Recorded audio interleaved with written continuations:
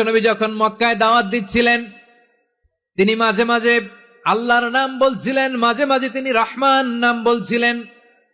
যখন তিনি বললেন ওয়াইদা কিলা লাহুমুসজুদু লিররহমানি ক্বালু ওয়ামার রহমান। বিশ্বনবী মক্কায় যখন মক্কার কাফিরদেরকে, কুরাইশদেরকে বলল, তোমরা রহমানকে সেজদা দাও, রহমানের ইবাদত করো, রহমানের জন্য সেজদায় লুটিয়ে পড়ো। মক্কাবাসী বলে, রহমান আবার কে? রহমান রে তো চিনি না। রহমানকে? আল্লাহ চিনি, রহমান চিনি না। মক্কাবাসী কি বলে? কারে চিনে? আল্লাহরে চিনে। কারে চিনে না? রহমান কে তো চিনি না। রহমান আবার কোত্থেকে আসলো? কে Rahman? Who is this Rahman? যখন তারা বলে রহমান রে চিনি না, আল্লাহর গায়রতে আঘাত লেগেছে। আল্লাহ বলে রহমান রে চিনো না, না? তাদেরকে চিনানোর জন্য আল্লাহ ৭৮ আয়াত বিশিষ্ট আর রহমান নামে কোরআনে একটা সূরা নাজিল করেছেন।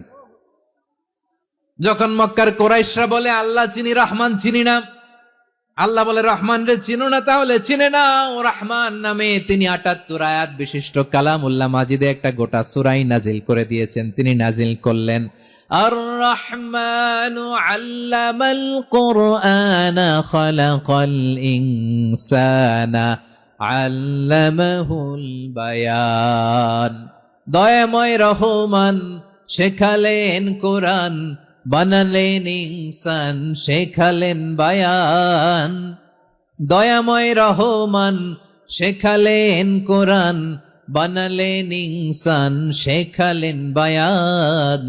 দয়াময় রহমান শেখালেন কোরআন, বানালেন ইনসান, শেখালেন বায়ান। পড়েন আল্লাহু আকবার। আল্লাহ বলে রহমান কারে বলে চেনো না? শুনে নাও, ৭৮ আয়াত বিশিষ্ট গোটা একটা সূরা নাজিল করে দিলাম, সূরাতু আর রহমান। আর রহমান তিনি দয়ালু, আল্লামাল কোরআন, তিনি মানুষকে কোরআন শিখিয়েছেন। খালাকাল ইনসান, মানুষ বানিয়েছেন।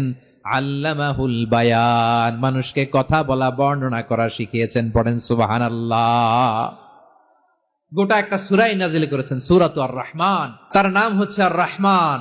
আর রাহিম মানে দয়াময়, মেহেরবান। তার দয়া যে কত বেশি আপনি কল্পনাও করতে পারবেন না, আপনি কল্পনাতেও আনতে পারবেন না তার দয়া কত বেশি। বিশ্বনবী সাল্লাল্লাহু আলাইহি ওয়াসাল্লাম ফরমান, লাম্মা কাদাল্লাহুল খালকা কাতাবা ইনদাহু ফাওকা আরশিহি। আল্লাহ যখন মহাবিশ্বের সব সৃষ্টি করে সারলেন, তিনি আরশের উপরে লিখলেন, সাবাকাত রাহমাতি গাদাবি, সাবাকাত রাহমাতি গাদাবি। কোথায় লিখছে? আরশের উপরে। আওয়াজ করে বলেন তো কোথায় লিখেছে? আরশের উপরে আল্লাহ লিখলেন সাবাকাত রাহমাতি গাদাবি। এর মানে হলো আমার দয়ার কাছে, আমার ভালোবাসার কাছে আমার ক্রোধ পরাজয় বরণ করেছে। আমার দয়ার কাছে আমার রাগ কিংবা ক্রোধ পরাজয় বরণ করেছে। মানে আমি আল্লাহর দয়া আছে, আবার আমি আল্লাহর ক্রোধ বা রাগ আছে, কিন্তু আমি আল্লাহর রাগের চেয়ে দয়া বেশি। আওয়াজ করে বলেন, আল্লাহর রাগ বেশি না দয়া বেশি? আল্লাহর যদি রাগ থাকতো আমরা বাঁচতে পারতাম? যে পরিমাণে আকাম খুকাম আমরা করি, অপকর্ম করি, অন্যায় করি, জুলুম করে জুলুমের আড্ডাখানা বানিয়ে রেখেছি গোটা দুনিয়াকে, আল্লাহ যদি মুহূর্তে মুহূর্তে রেগে যেতেন আমরা বাঁচতে পারতাম? মহাবিশ্ব সৃষ্টির পরেই তিনি আরশের উপরে লিখেছেন সাবাকাত রাহমাতি গাদাবি, মানে আমি আমার দয়ার কাছে আমি আল্লাহর ক্রোধ, রাগ, ক্ষোভ এটা পরাজিত হয়েছে। সুবহানাল্লাহ বলেন। আবার বিষ্ণু বললেন, জাআলাল্লাহুর রাহমাতা মিয়াতা জুজ। আল্লাহ দয়ার ভালোবাসাকে ১০০ টুকরা করলেন। ৯৯ টুকরা দয়া মায়া ভালোবাসা আল্লাহ নিজের কাছে রেখে দিলেন, আর ১ টুকরা দয়া মায়া ভালোবাসা আল্লাহ গোটা বিশ্বের সবার মাঝে ঢেলে দিলেন। দয়া মায়া ভালোবাসা ১০০ টুকরা করে আল্লাহ নিজের কাছে রাখছেন কয় টুকরা? সবাই বলেন ৯৯ টুকরা। আর গোটা বিশ্বের সবার মাঝে ভাগ করে দিয়েছেন কয় টুকরা? এবার এই ১ টুকরার নমুনা দেখেন তো পৃথিবীতে। স্বামী স্ত্রীর জন্য কত ভালোবাসা, বন্ধু বন্ধুর জন্য কত ভালোবাসা, গার্লফ্রেন্ড বয়ফ্রেন্ডের জন্য গলায় ফাঁস লাগায়, আছে না নাই? এই এখন গলার আওয়াজ বাড়ছে ইয়াংদের। হুজুর এখন গার্লফ্রেন্ড বয়ফ্রেন্ডের ভিতরে ঢুকছে, এখন আমরা আছি হুজুর। দেখেন এই তো কয়েকদিন আগেই তো, কত বছরের ১২ না কত বছরের এক মেয়ে, কত বছর 11। ওই দেখেন সব মুখস্থ দুষ্টগুলার, আর কিছু মুখস্থ না থাকলে এগুলো মুখস্থ। 11 বছরের, তারে কি বলবো, তরুণীও তো না, কিশোরী। এই কিশোরী ভালোবাসার টানে বাপ মা থুইয়া চলে গেছে কোথায়। দেখেন ভালোবাসারে আল্লাহ 100 টুকরা করেছেন, 99 টুকরা ভালোবাসা আল্লাহ নিজের জন্য রেখেছেন, 1 টুকরা আমাদের সবাইকে ভাগ করে দিয়েছেন। যত পাখি আছে পৃথিবীতে, যত মাছ আছে, যত প্রাণী আছে, যত মানুষ আছে, যত জিন আছে, আমরা সবাই মিলে পেয়েছি ভালোবাসার কয় টুকরা? আর আরশে আজিমের অধিপতি আল্লাহ, তিনি তার কাছে ভালোবাসা রেখে দিয়েছেন কয় টুকরা? তাহলে এবার আওয়াজ করে বলেন, আল্লাহর রাগ বেশি নাকি দয়া বেশি? আল্লাহ তুমি দয়ার সাগর, রহমানুর রহিম, তোমার দয়াই পূর্ণ আমার সারা নিশিদিন। সবাই পড়েন, আল্লাহ তুমি দয়ার সাগর, রহমানুর রহিম, তোমার দয়াই পূর্ণ আমার সারা নিশিদিন। আল্লাহু আকবার। আল্লাহ বলেন, রাহমাতি ওয়াসিআত কুল্লা শাই, গোটা বিশ্বের সব জায়গায় আমি আল্লাহর রহমত বিস্তৃত, এমন কোন জায়গা নাই যেখানে আমি আল্লাহর রহমত নাই। ঠিক কিনা বলেন? এমন কোন জায়গা নাই আমি আল্লাহর রহমত নাই। আমি আল্লাহর রহমত ছাড়া গাছের একটা পাতা নড়ে না, আমি আল্লাহর দয়ার রহমত ছাড়া গাছের একটা পাতা পড়ে না, আমি আল্লাহর দয়ার রহমত ছাড়া আকাশ থেকে এক ফোঁটা বৃষ্টি ঝরে না। তিনি হলেন রহমান, তিনি হলেন রাহিম। ঠিক কিনা বলে? আল্লাহরে চিনতেছেন? আলোচনার বিষয় কি? আসুন আমাদের রবকে চিনি। তিনি হলেন আর রহমান, তিনি হলেন আর রাহিম। তার দয়ার কোনো শেষ নাই, তার মায়ার কোনো শেষ নাই। বনি ইসরাইলের এক লোক 500 বছর আল্লাহর ইবাদত করেছে। কয় বছর? কোথায় জানেন? সাগরের মাঝখানে এক পাহাড়, ওই পাহাড়ের উপরে বসে 500 বছর টানা আল্লাহর ইবাদত। দিনে আর রাতে একবার করে নিচে নামতেন।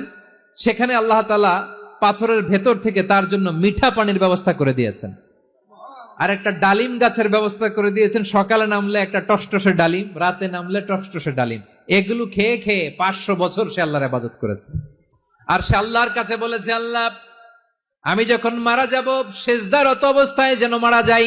ঠিকই আল্লাহ সেজদারত অবস্থায় সাইয়েদনা আজরাইলকে পাঠিয়ে দিলেন। সেজদারত অবস্থায় লোকটা মারা গেল। 500 বছর ইবাদতের পরে আল্লাহর দরবারে কিয়ামতের কঠিন ময়দানে যখন লোকটা হাজির হয়ে যাবে, আল্লাহ বলবেন, আদখিলু আবদি আল জান্নাতা বিরহমাতি, আমার বান্দাকে আমার দয়া, আমার ভালোবাসা দিয়ে জান্নাতে ঢুকায়া দাও।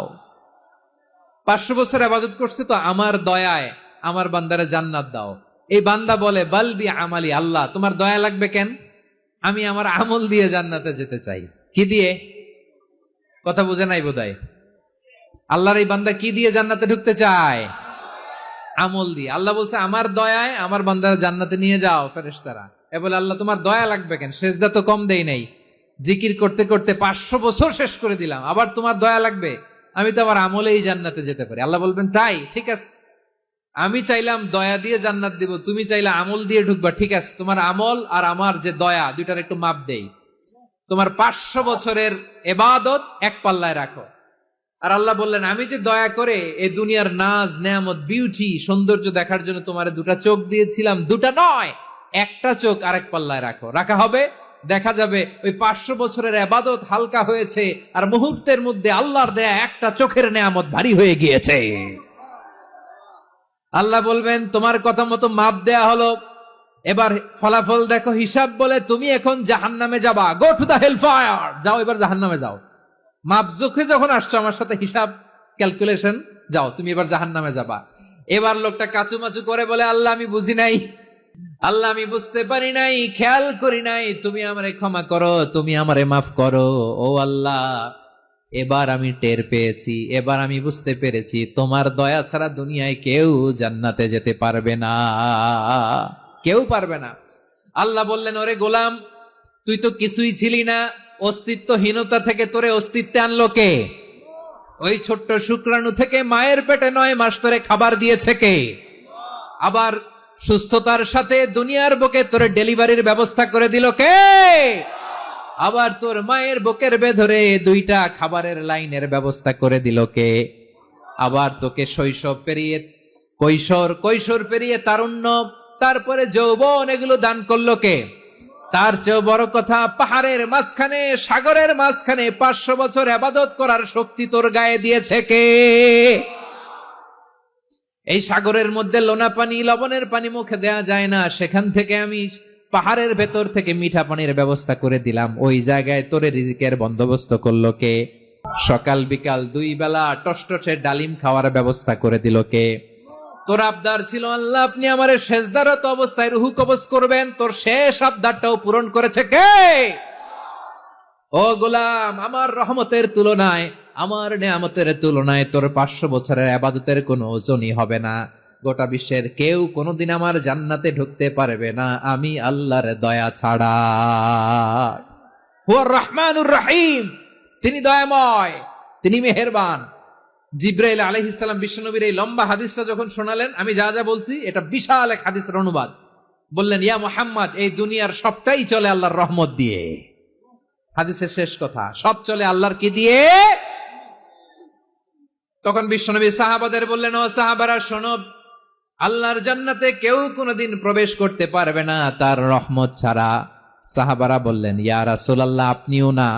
আপনিও কি আল্লাহর রহমত ছাড়া প্রবেশ করতে পারবেন না? বিশ্বনবী বললেন, না, আমিও না। আমি বিশ্বনবীও আল্লাহর জান্নাতে আল্লাহর রহমত ছাড়া ঢুকতে পারবে না, তবে কিয়ামতের দিন আল্লাহর রহমত আমার চারদিকে বেষ্টনী দিয়ে থাকবে।